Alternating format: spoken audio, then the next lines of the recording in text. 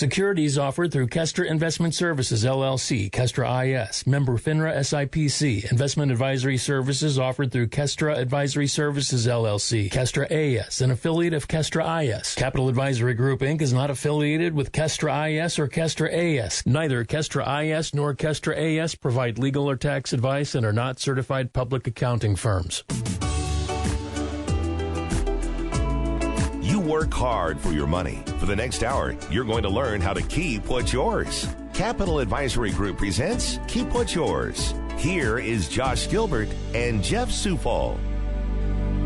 Hello and welcome to Keep What's Yours with Jeff Zufall. I'm Josh Gilbert, sitting here with Jeff Zufall, Senior Tax Strategist and Wealth Advisor with Capital Advisory Group. Hello, Jeff. Hi. Happy Saturday, holiday Saturday at that. That's right. It's a nice long weekend, and what everybody loves to do on a nice holiday weekend. Talk taxes. Talk taxes on a Saturday afternoon. But it's very important, as we always say. Do you pay taxes, Jeff? Yes. Do I pay taxes? Yes, you do. Jeff knows because he's done my taxes.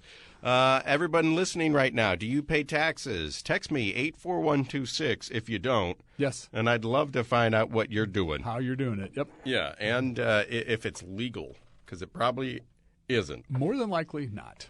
Right. Or if GM's listening, or yes. or GE. If GE's listening, they won't give out trade secrets. So. Yeah, we don't pay taxes, but we're not going to tell you how.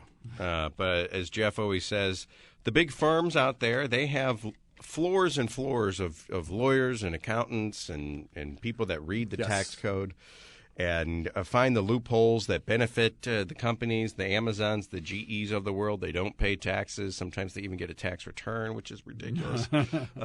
They do pay payroll taxes, They though. pay tons of payroll taxes, but they have tons. They have tons of employees. So it kind of goes with it. So that's kind of the thing as a microcosm, as a micro thing. That's what we want to do on this show, to say, hey, look, you're not GE, you're not Amazon. No, and you'll never get out of paying the taxes, but maybe you could legally reduce them. There are ways written inside the tax code that Jeff has read and reread and worked into people's lives and into their particular tax situations. My tax liability is not the same as yours. Exactly. Everybody's a snowflake. They're all different. I hate that. You snowflake. We're all snowflakes when it comes to taxes. Yes. Because our taxes are all different. It really just depends. I have one kid and a house, and we've got a rental unit down in Gulf Shores. Exactly. That my tax situation is different than someone with 3 kids and their own business. Yeah. How many kids you have? I have 3. 3, but they're all grown, right? They're all grown. No more dependents. 4 grandkids. Can you claim the grandkids? No, that I can't. What if they come over every day? They do, but I still can't claim them. Can't claim them? Well, that's too bad. But there are certain things written in the tax code that help us. Mm-hmm. I'm almost stunned when I hear that, yes, they gave GE huge tax breaks. Huge. They give Walmart giant tax incentives every year to do this, that, and the other, but they also crammed a couple of things in for us, too. Yes. Yeah. Kind of stunned. It's like, Walmart obviously is going to donate to people's reelections. Buy big checks, big right. checks. Why would these people finally decide, well, let's help the little guy out? Yeah, never going to happen. Yeah, we'll throw you a bone. But there are a couple of bones in there. Yes. And that's what Jeff can do. He can look at your tax situation. He can say, well, we could do this, we could do that. I know when it comes to my son's schooling for his daycare, we've worked out something where it comes straight out of my wife's paycheck. It goes into an FSA, and we use that to pay my son's daycare. And it is, it's pre-tax. Pre-tax. Yes. It doesn't get taxed. Exactly. Comes out pre-tax. It's more money in your pocket. So the money that we use to pay for school, we'd have to pay that anyway. Exactly. To net it, so it would take at least 24% higher to net that in your pocket to make the payment. I'm in the 24% tax bracket.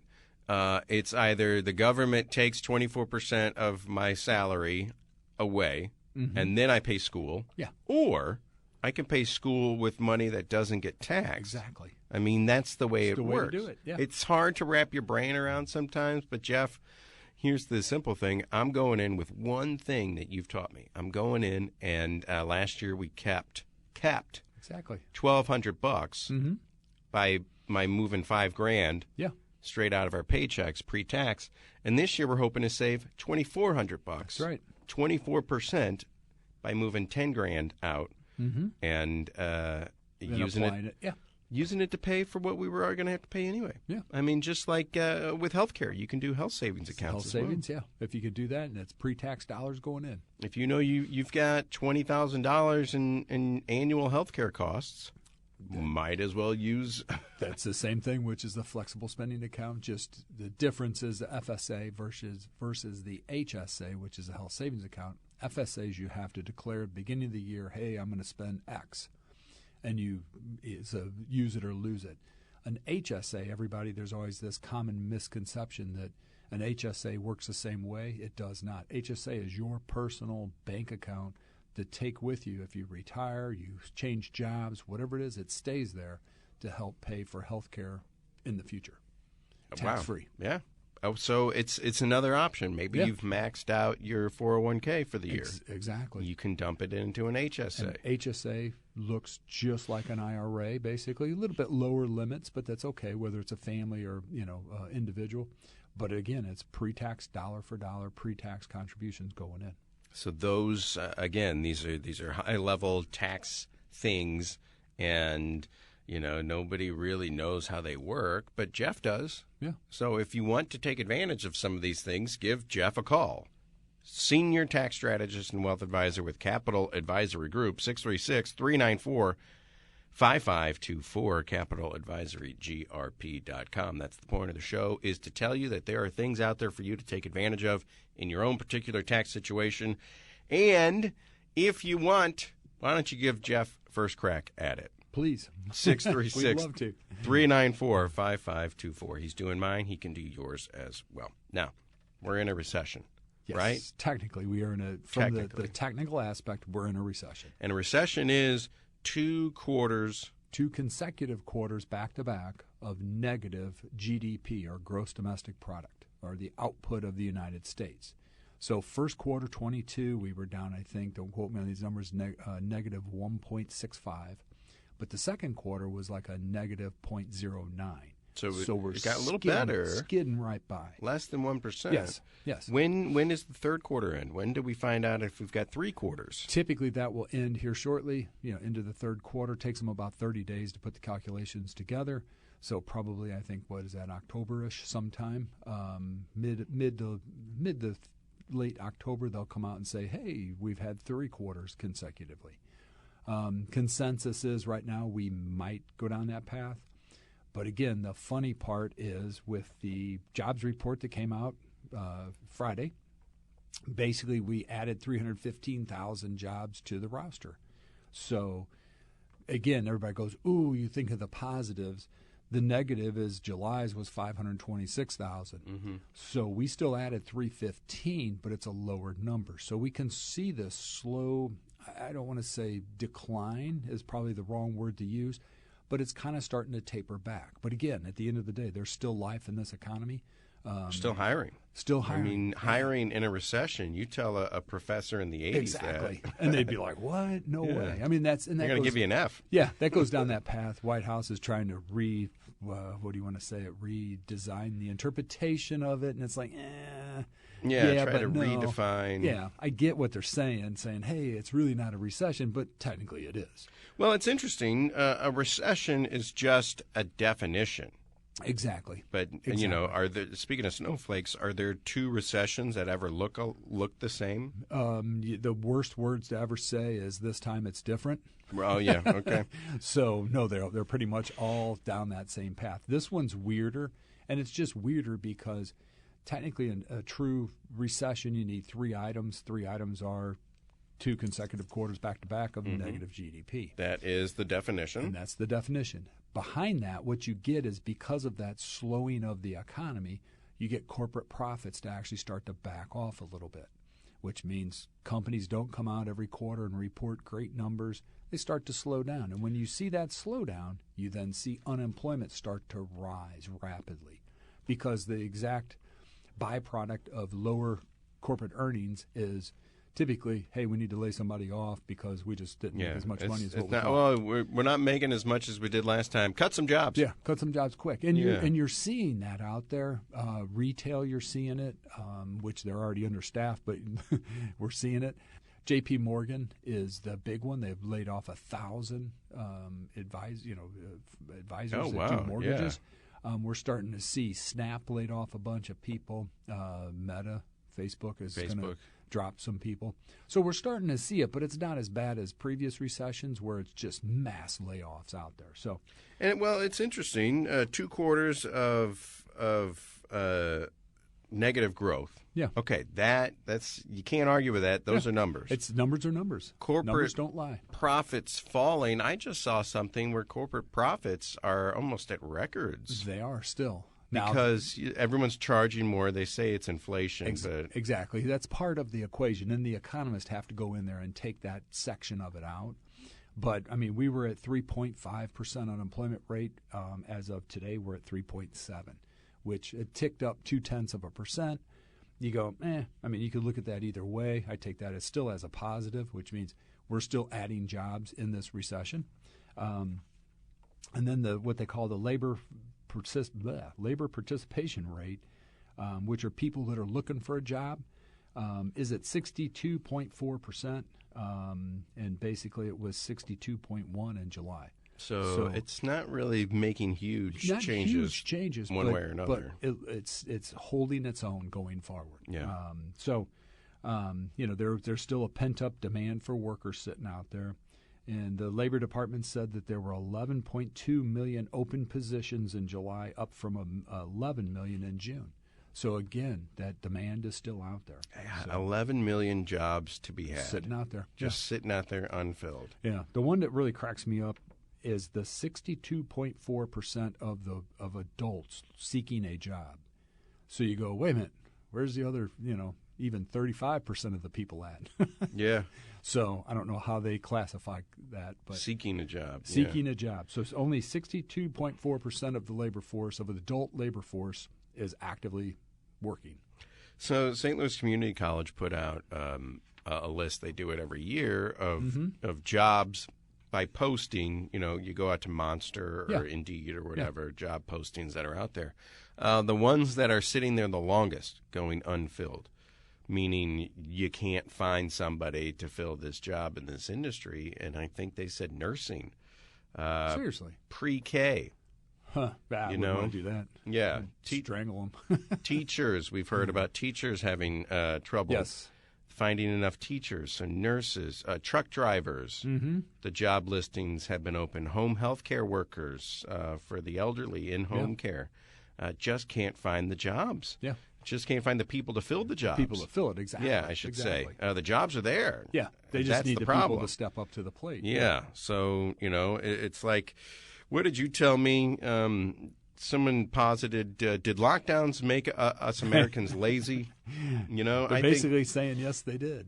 The French would call us lazy Americans even before the lockdown. Before it, yeah. But did the lockdowns make us lazy? I don't know. But, pent-up demand for jobs, it might be the fact that we're in a recession, and it doesn't look like a true recession because we've needed jobs for 2.5 years exactly to be filled. Exactly. This might level off at some point. It may be in the next year. It catches up to itself. And we look like a normal recession. Yeah.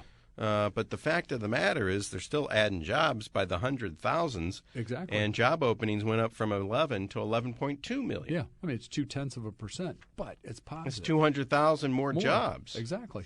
So it's just a really weird time. That's why I say you never want to say this is different because they're all the same. This is just weirder. It's the only way to put it. Yeah. This is a different recession. Yeah, right. They're all the same. But heading into it, at least for the first 2 months, you don't know you're in a recession until you're in a recession. There. Yeah. Heading into it, it's a different one. Mm-hmm. I fell into that tiger trap. Yep. This is a different one. It's different. It's different this time. Guys. So we're still adding jobs. If you're looking for a job, like I said, nursing, home health care, pre-K teachers, truck drivers, they are out there, and they're desperate to fill them. Goes back to the 87,000 IRS agents that they're going to hire with this new, Inflation Protection Act. To hire 87,000 people, it's going to take time. Yeah, it's going to take a long time. And it's not just, have you seen the job openings for the IRS asking if people if they could use weapons? Use weapons. Are you good, proficient using a firearm? Yeah. Well, that's weird. That's really weird, but there is an element that they get to carry a badge and a gun for what they do. I mean, those when are it the comes true to enforcement, they're real revenue agents. Knock on somebody's door, asking them for tax money, they might shoot could back be at an you. issue. Yes. Yeah. So no, they need to be armed. Yeah. I mean, And those 87,000 jobs at the IRS, it's not just enforcement. No, it's not. Yeah, they're going to hire people. People to answer the phone, clerical people to help process. Pushing papers. Push paper, whatever it is. Janitors, you name it. They need it. They need people that are proficient in shredding. No. Well, I mean, there might be that, too. That's a lot. You see the pictures of the IRS office. Washington Post went inside an IRS office in Austin, Texas, and it was mind-boggling. Crazy. How old the infrastructure is, the computers that they're using. We had a better computer in 1988 than what the IRS is using right now, Jeff. Windows, what is it? Windows XP? Yeah, which went out in 2006. Yeah, I think. when they quit supporting it. Yeah. And then just the piles of paper. I don't even know where they eat lunch because their cafeteria is filled with stuff. Filled with paperwork. So there's plenty of jobs out there to be had, whether you want to work for the IRS. I'm sure it's a nice, cushy government job. Oh, I mean, yeah. Good benefits. Yeah. Pension. Great benefits, yeah. Does the government have pension? Yes. It does. They have their own health care and their own pensions. And explain to me really quick. I've never understood this. We have to go to commercial break. But what is a pension? That means that my dad has one. He was a school teacher for years. So the pension is the employer is liable for the performance and the funding of that income or that account, if you really want to call it that. So good old school pensions back in the day, you were 55, you retired, your pension started paying you 55 till the day you passed away. And in some cases, if you had an early demise, even your spouse. Yeah, my mom will get half, I think, she said. But the individual or the employee never had to worry about funding, how much to put into it, where to invest it. That was totally, the risk was borne by the employer. And every paycheck he got, did they take some out? No. Nothing. It's just the employer, that was part of the package. So what they've done is over the last, I guess, probably 40 years, they've shifted that. I guess early 80s is when the 401ks came out.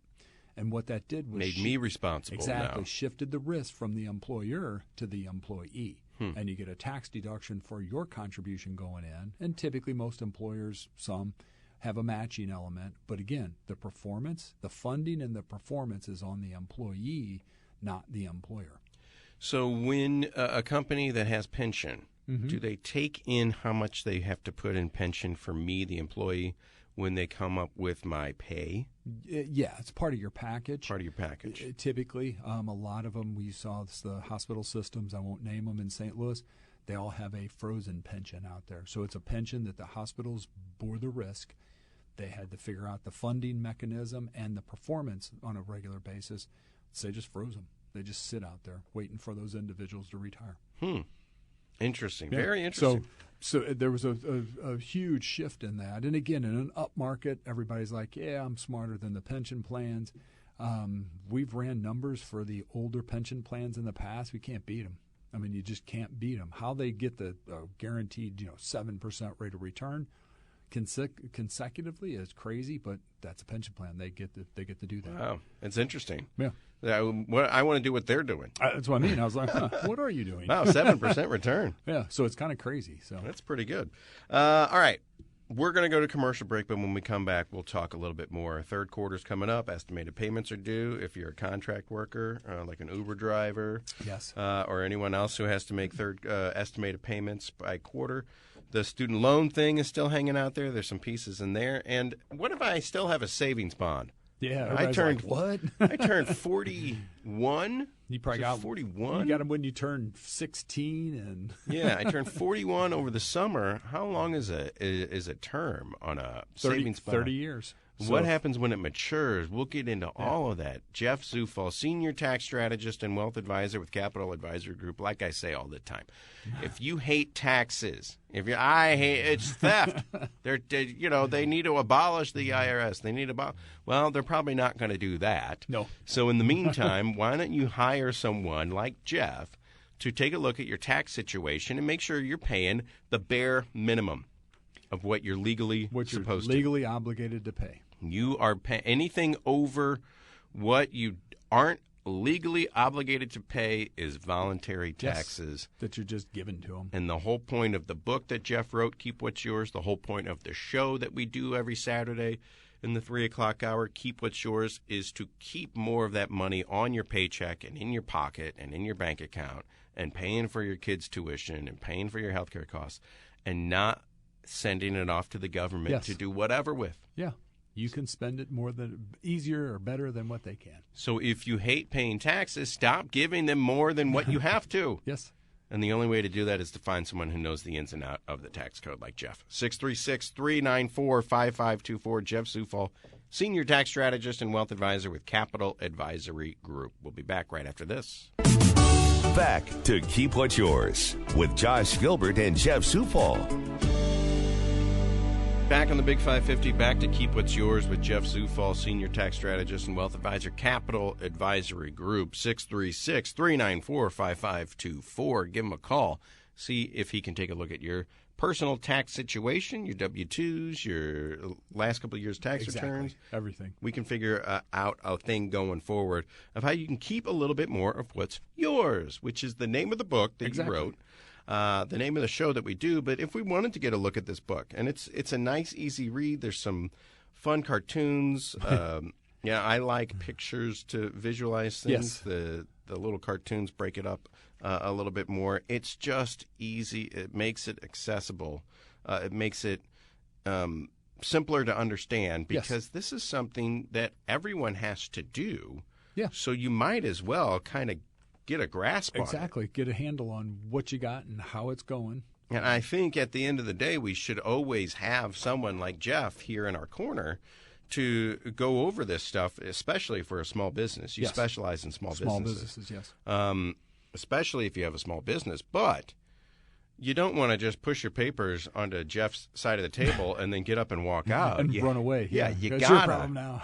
You gotta understand what's going on, which levers are being turned here. Yes. Because it's kind of a conversation between us. Exactly, because we need to understand what you're and over time, as we have people that we've worked with for years, we kind of know what they're doing, how they're doing it, et cetera. But anybody within the next, if you're starting a business, that's a whole nother kind of set the stage as we go forward.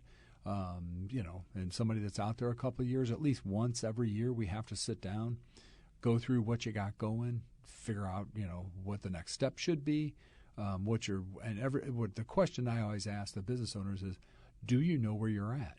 Do you know where you're at financially? And most of them like, well, I got money in the bank account, I'm good. That's not the right answer. Yeah. You need a balance sheet, profit loss statement. That kind of tells you the health of your business as you're going forward. And if it starts to dwindle or decline, but you could be, losing money but still have money in the bank. Yeah. So that's the setup that we go forward with. And it's one of those things I always use as an example, the flower shop. You know flowers inside and out, but you don't know a balance sheet from, a begonia. Exactly. So it's like, just because you want to open a business and you're an expert in your field doesn't mean that you're necessarily equipped to do the books. So we like to sit down at minimum every 6 months, go through a profit loss with the business owners, explain to them where they're at with the balance sheet, and go from there. And then typically it's at last week, right after Christmas, everybody's panic-stricken because they have a profit and they need to spend money and buy stuff to write it off. So, we kind of try to stop from doing that so that it's not a mad dash rush at the end of the year to, I need to go buy all this junk. And the problem is today you can't get half the stuff that you need, so it may take a little bit for it to be delivered to you. Yeah. So you just need someone in your corner. Mm-hmm. And the first step, I think, would be to read the book. Yeah. And just kind of familiarize yourself with these concepts. Yes. And how do we get a copy of the book? You could go right to our web. You can call the office at 636-394-5524, and we can ship you one. Or if you want, you can go right on the website, capitaladvisorygrp.com, upper right-hand corner. It's Get My Book. Pops down. You can put your information in, and we'll ship one right to you. Freebie. Yes. How about that? Nothing is free these days. But it's all about familiarizing yourself with the system, because if you just, say, I'll pay you whatever you want. We see, especially in the small business arena, we see a lot of people come in when we look at their returns and they made $30,000, driving for Uber or something of that effect, but they don't have any mileage. They have no office expenses. They have nothing. And when you understand what you can write off, and again, there's gray areas out there. You don't want to go past the guardrail concept, which is you're driving down the road, you got guardrails on both sides. As long as you stay within the guardrails, you're fine. Yeah. If you jump over the guardrails, you're off in the weeds, and it could get a little scary. And that's when the IRS comes Shows in with up their and says, enforcement agents with prove it. with loaded handguns. Yes. To say prove it. So the idea is Jeff will keep you inside those guardrails and find out the smooth sailing spots. Yeah. Of where you can just really cut loose and open up to about 80, 90 miles per hour. That's right. Maybe 110. 110. Just keep going. It's just a suggested. Yeah, exactly. Third quarter, speaking of Uber drivers. Yes. Third quarter estimated payments are due on the 15th. Yes. So I September. think it's 2 Thursdays out, something like that, or a couple of week weeks and a from half. So again, this goes back to knowing your numbers. If you are a Uber driver or somebody in the gig economy, small business owner, and you go, ooh, yeah, that's coming. The problem is what do you pay? So in some cases, it's a matter of taking your profit loss statement, looking where you're at, putting the numbers together, and you really don't have to do much other than say, that's my profit, this is what I need to pay. But if you don't have all your numbers together, it's really tough to pay that. So again, one of the tricks is, depending upon where you're at business-wise, you could pay your previous year's tax liability. So as long as you were making consistent estimated payments, you would just pay. Your third quarter estimated payments from last year. From last year would apply, and you could just go ahead and make that for federal and state. And that's because maybe there's a busier time of the year in whatever occupation you're in. Very possible. People, some construction workers probably a little more dormant in the winter. And they get in towards November, December. They start missing work due to weather, rain, etc. So then their income tapers off a little bit. But if you plow snow, you hit the winter and you start making a ton of money. Yeah. So it kind of goes, back and forth. But again, don't miss September's payment. It's probably the most important payment of the year. It kind of sets the stage for your underpayment penalties, if you want to call it that, which means if you underpay your estimated payments and you owe the IRS more than $1,000 or the state, they hit you with underpayment penalties on the tax return galore. And it's a tax on top of a tax. Yep. Again, don't pay more than what you have to. Exactly. So pay the proper amounts throughout the year so that you don't get hit with a late payment penalty or any of that. So these estimated payments, I'm an employee. I've never worked for myself. I've never been an independent contractor. I've always been an employee. So I didn't even know what this was. But if you're a contractor, if you're an independent, contractor, you work for yourself, you're freelance. If you own your own business, is that the same? Technically the same, depending upon the business structure, and that gets a little tricky. Some do and some don't have to. You have to pay your taxes once a quarter. Basically, the IRS wants your tax money. It's pay-as-you-go concept. So it's not, hey, I made all this money, I'm going to wait until I file my tax return and then pay it, because they will zap you for underpayment penalties. And is that because people who are just flying by the seat of their pants, willy-nilly going along here, running their own business or driving an Uber or whatever, if they aren't putting tax money in every paycheck like I do, getting employee taxes kicked in from the government, if I'm not putting that in every paycheck, it'll get to the end of the year and they'll say, all right, Josh, you owe us 24% of whatever you know, and they're asking me for $20,000 or more. I don't have that exactly, and they're like, wait. So that's so they want you to pay as you go, Yeah. because they're going to send you a big bill at the end of the year, and I won't be able to pay it. Yeah. And they know that. And they know it. So that it's pay as you go. So as you make your income, you need to feed some back to the IRS. Yeah. And again, most people say, well, I'll just pay a minimum of $1,000 a quarter. Problem is you have to gear that tax to what your actual tax liability is, not just arbitrarily throw a number out there, because even if you paid less than what you should have, you made the payments, yes. but you still owe $20,000 at the end of the year, they're going to be mad. And if I'm an independent contractor, I do some freelance work, they send me $1,000. I cash the check for $1,000. Whoever sent that, whatever company I was contracting with, whatever, they'll send a note to the IRS. They actually send to you as the contractor a 1099 typically, and then at the same time they feed the master to the IRS. IRS knows what you made. So it's like, hey, there weren't any taxes. I used to get freelance $100 here and there freelance. I'm like, oh, no taxes. This is sweet. Well, they're turning something in. Typically over $600, $400 or $600, you turn a 1099 in. But you, as the employer or employee, subcontractor, is supposed to report everything that you earn. If it's $100, you report it. If it's $100,000, you report it. Right. So.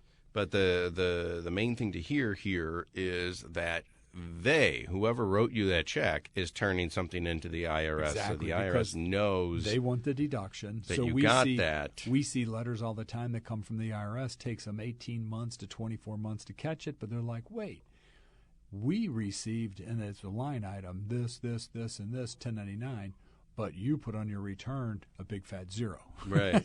Yeah. Like, this says that they paid you $10,000. Yeah. And they're like, where'd you it go? didn't mention that. Yeah. And it gets that letter to write is a little tricky, trying to explain to them what took place. Yeah. So pay your estimated payments. Yes. If you fall into that category, do not miss a payment. Either not do the calculation for math or have somebody help you do it, or just go back and pay last year's minimum tax liability for the year going forward. And that's just what you have to do, and that's what the government says. And like Jeff says, if you stay within the guardrails, you won't have anybody breathing down your neck. And you know what, maybe we can figure out inside your tax situation where you can keep a little bit more of that money next time going forward. Let's talk about bonds, savings bonds. My brother used to get savings bonds every birthday of his, and you were telling me about savings bonds during the commercial break, and I just texted him and I said, "Do you still have those? What happened to those? Are they still around? Yeah. You use them to buy that Camaro back in the day? Cash them in. Savings bonds. People have them. What are they? Savings bonds are basically a way that in the past, and I say honestly in the past, now today we have the inflation bonds that are out there, totally different setup because that's paying a 9.62 interest rate for an inflation bond. And every calendar quarter comes by, Feds put out what inflation is. As long as it's high, that's the prevailing rate that you will get. These are Series E bonds, Series EE bonds. So E bonds, good old E bonds, came out in the 40s to the 60s, and they basically, you put $50 in, and in 40 years it would magically turn into $100 or more because of the interest rate. And then the second set starts like late 65, going all the way to 1980, and then they decreased the interest rate that they were paying, or the money that they were paying on those bonds, and it took it 30 years to get to that point. And then EEs, which basically were the replacement to E's, basically 30 years. So if the bond is issued 30 years ago, the 30th year and beyond, it earns absolutely nothing. It is dormant money. Most of these are sitting in safe deposit box, drawers someplace in the house. But if you have any old bonds out there, get them and look to see what the actual maturity date is. So I'm playing Monopoly, and they say, savings bond has matured. Collect $15. Yeah. What does it mean when a savings bond matures? It means that the federal government will no longer pay you interest on that money sitting there. What is the interest rate on some of these? Well, it goes from 4% to nothing. Yeah.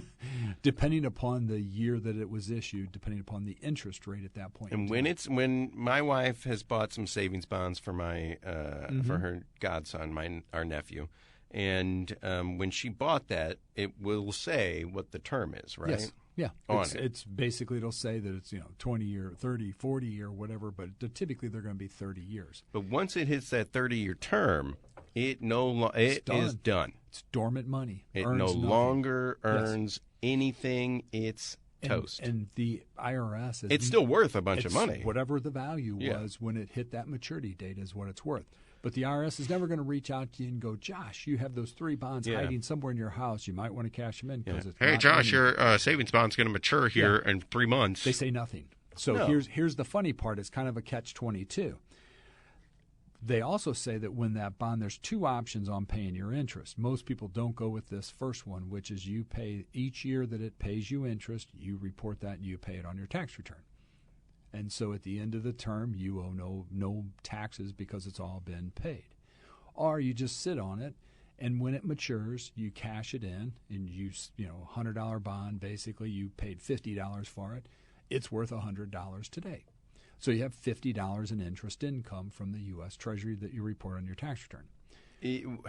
Is that income? That's income? It's interest income, yes. That's not, what do you call that, capital gains? Not a capital gain. It's not a capital gain? Straight interest income. U.S. government will send you a 1099 when you cash it in. So I've admitted that I'm in the 24% tax bracket. Yes. So I would owe 24% taxes. Of whatever that interest side is. So it's a $100 bond. 50 was your original contribution. You don't pay tax on that. When it matures, hypothetically, you made $50. So you'd pay 24% interest on $50,000. On 50, so yeah. You owe a couple bucks. But what the IRS says is the year in which that bond matures is when the actual tax is due. So it's a 30-year term. Yeah. On the 30th year, you are supposed that's to when you should be paying the taxes. Yes. What happens if I don't? It's sitting in a safe deposit box. Exactly. So, again, story is little old lady. Husband passed away. He took care of all that stuff. Realizes she has rather large sum of money in savings bonds. It's 5 years. It hasn't earned a thing in 5 years. We cash it in. It goes on this current tax year because she cashed it in that current year. About 18 months later, she gets a notice from the IRS that says, no. You actually owed that 5 years ago when those bonds matured. Never seen that ever before, but it's out there. And apparently they're only doing it on large sum of money, not, hey, I got $100, But she actually had to pay penalties and interest on that money from the day it was due. It was due 5 years ago. 5 years earlier. And then the juice started running from then. From day one coming forward. Strictly on, not on all of her income, but strictly on those bonds. Just those savings. Now that is something that perk up your ears right now. Listen. Do you have savings bonds somewhere? Hiding in your house in a drawer, safe deposit box, in an envelope, the keepsake, et cetera, et cetera. Grab them, see what the term is on them. You can actually take the bond. You can go to the U.S. Savings Bond. It's a website. I can't remember the name of it, but there's a website out there. Sure. And it will pop up and gives you a little calculator, and you put in your serial number. It'll do a calculation and tell you exactly what it's worth. Wow. So again, and it'll tell you, hey, it hasn't earned interest for 3 years. We see it all the time. Now, in some cases, because it'll just after it matures, it's done. Dormant.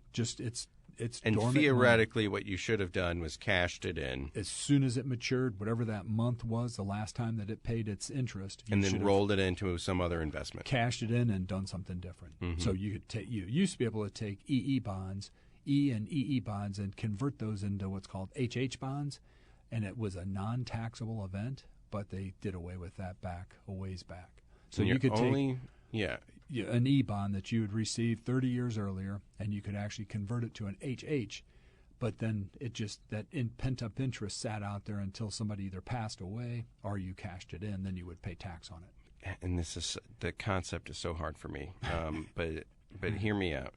You put $50 in every year or whatever. Well, you started with $50 in a bond. That bond hypothetically will be at face value which we would be accustomed to. 65 to 1980 is the standard 30-year E-bond. Okay, so if you put that money in December of 1965, basically in 1980, it was its 30-year mark. Mm-hmm.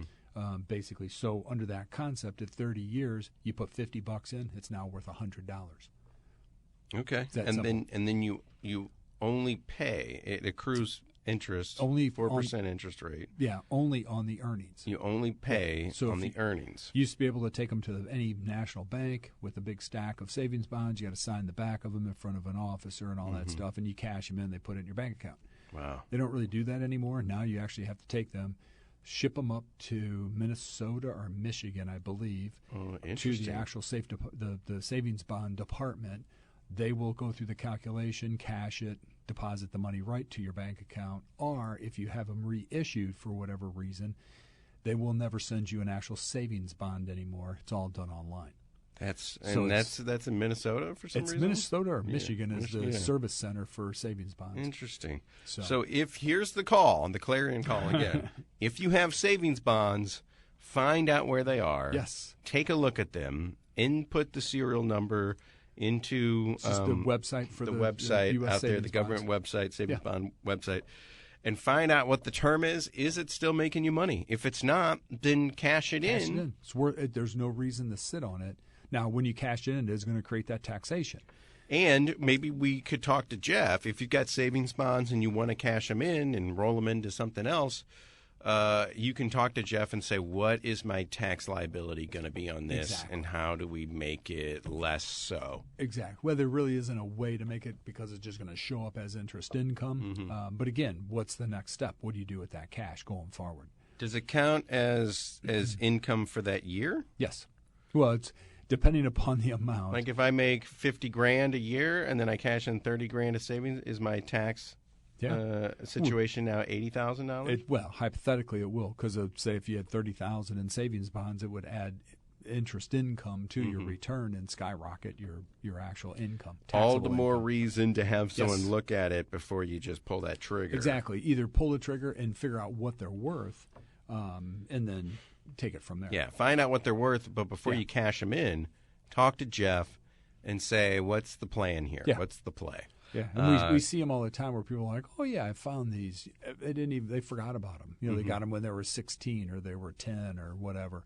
A great aunt gave them to them a long time ago, and now they're just sitting there. See what the maturity date is on them. Absolutely. Find out what Jeff has to say about it. Come up with a plan, not only on how to cash them in, but what to roll them into. Well, that too. So, and the other thing is, some of the bonds in the 80s, well, maybe up to the late 80s, could actually be used. They're marked. They could actually be used to pay. It's tax free as long as it's used to pay higher education costs, like college. How about that? Yes. So See, there's only a certain block of savings bonds that are out there, and they have income restrictions and all these weird things. But if you fit that mold, use it. Roll it into something where you're not even paying the 24% taxes on it. That makes it even better. Exactly. 636-394-5524. Jeff Zufall, Capital Advisory Group. This is the point. You've got savings bonds and you're going to cash them in. You got to worry about the tax implications. Yes. Jeff is a senior tax strategist. You want to cash them in and roll it into something else because it has matured and it's no longer accruing interest. It's just sitting there as dead money. It's dead money. Yeah. What are you going to put it into? Well, Jeff's also a wealth advisor. Yes. So he does all of it, and he can sit down with you. 636-394-5524. Keep What's Yours is the name of the show. It's the name of the book. And if you want a copy of the book for free, go out to capitaladvisorygrp.com, go to the website. And up top there is a button that says, give me the book. Give me my book. I want a free book. It's easy. It's a little book. It's easy to comprehend. You have to know the basics about how this all works so that when you have that conversation with Jeff, you can say, I understand this. Yeah. I know what we're doing. I get the concept, and I know, I get the concept. How do I have to implement it? And you guys can work together on that. We'll go to commercial break and then wrap this show up for this week. Let's Keep What's Yours with Jeff Zufall on the Big 550 KTRS. Back to Keep What's Yours with Josh Gilbert and Jeff Zufall. Back in the Big 550 KTRS, Keep What's Yours with Jeff Zufall. Just really quickly, one last segment here on the Big 550 on the show, Keep What's Yours. Go to the website, by the way, capitaladvisorygrp.com, top right corner. Click on the button to get your free book sent out to you. Keep What's Yours. Student loans. We talked about these last week. Buried in there So is something interesting. It's kind of funny. So this is just stats that have been put out. So Biden administration says that it will cost $240 billion over the next 10 years. It's a committee for a responsible federal budget says somewhere between $440 to $600 billion.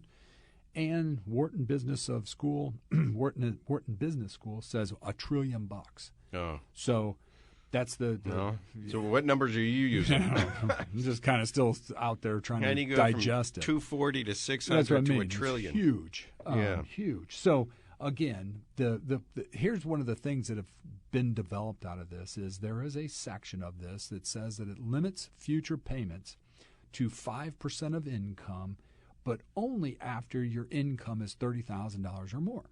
Okay, so you go, what? So it means somebody making $70,000 a year, no matter how much they borrowed, will be limited to $2,000 a year, or 5% of the extra $40,000 they made above the original $30,000. And after 20 years, the debt just goes poof, it's gone. So we're starting to realize is, if under this theory, if I pick the income-based repayment system, I'm going to go to the most expensive school out there. Why wouldn't I? Because I'm going to be capped on this income concept of 5% of my income for only 20 years. And then after 20 years, it goes away. It goes poof. It goes away. So under $30,000, I don't owe anything. You pay nothing. I pay nothing. So apparently I'd say your college education wasn't worth it because you were making less than $30,000. Yeah, right. But the good part is, theoretically, I want to make more than that. Exactly. The concept, though, is 6 months after graduation, these loans pop up now, whether you're working or not. So you go, okay, that's probably a good facet to this, is to say, hey, you're under 30, which means you're not working. You don't have to make a loan payment. Okay, I'll buy that. But the flip of this is now it's only 5% of your income max. And then it expires in 20 years. So now they're kind of looking at this from an economic standpoint going, why would I not say I want to go to Yale and Princeton if I could get in and rack up the biggest student loan debt on the face of the earth? Because I'm only capped at 5% of my income, and I know I'll never pay it off in 20 years, but in 20 years it goes poof.